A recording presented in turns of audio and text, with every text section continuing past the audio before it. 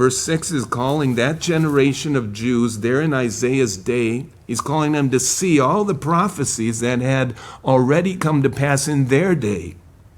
Prophecies that had been proclaimed by Moses and earlier prophets.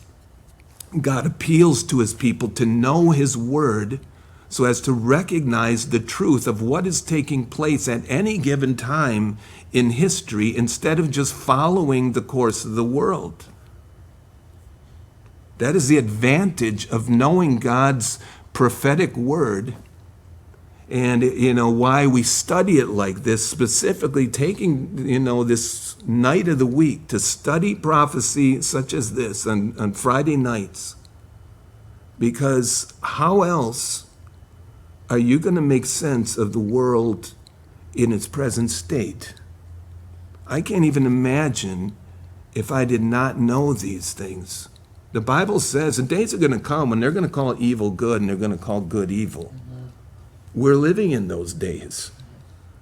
I mean, they're surprised at the wickedness. They're surprised at some, young man killing his parents to start some scheme to overthrow the government. And, it's just one incident, another shooting at, Florida State. You have people who are being taken out of this country for, their affiliation to gang members and members of our government going to bring them back because they're the victim. Those are the days we're living in, and if you didn't have the Bible, all you'd have is the government. All you'd have is, you're trying to fix this that way. But as a believer, as knowing the Word, I can look at that. It gets frustrating. It can get you, heated up. But at the same time, I go, God, you said it was going to be like this. This is exactly what you said it's going to be like. This is pretty exciting. God says in verse 7 that he had waited to bring the fulfillment of certain predictions until that time of Isaiah so that they couldn't brag and say, well, of course we knew this was going to happen.